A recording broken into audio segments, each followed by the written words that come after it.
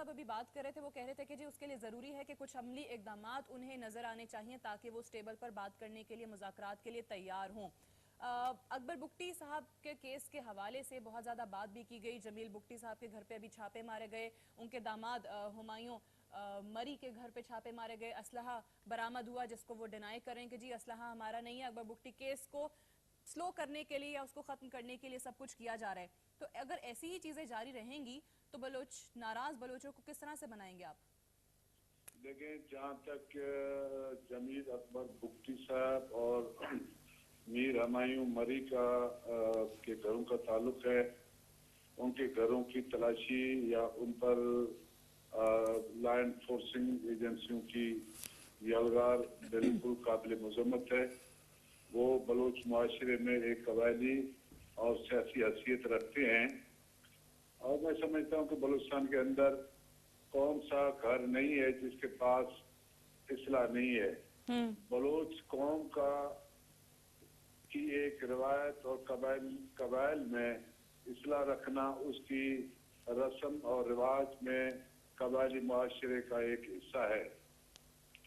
वफाकी हुकूमत ने गुज़िश्ता 65 सालों में बलूचिस्तान में गुज़िश्ता 65 सालों से बलूचिस्तान के अंदर जो एहसास महरूमी चली आ रही थी, मैं समझता हूँ कि जब से मौजूदा हुकूमत पर इक़्तिदार आई है, बलूचिस्तान पर उन्होंने खसूसी तवज्जो दी है।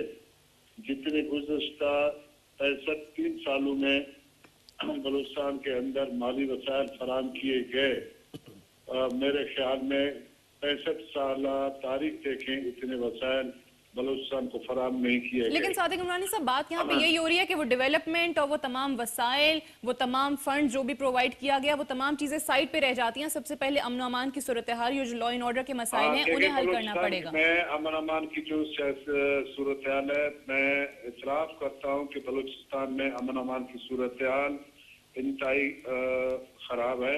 बलूचिस्तान में जहाँ पर कबायली मुआशरा भी है और रियासती ढांचा भी एक मौजूद है, उस रियासती ढांचे में नवाब मक्सी गवर्नर बलूचिस्तान है, नवाब रहसानी साहब बलूचिस्तान के वजीर आला हैं। उनका एक कबायली मुआशरे में एक इज्जत का मकाम है और इज्जत की निगाह से उसको देखते हैं।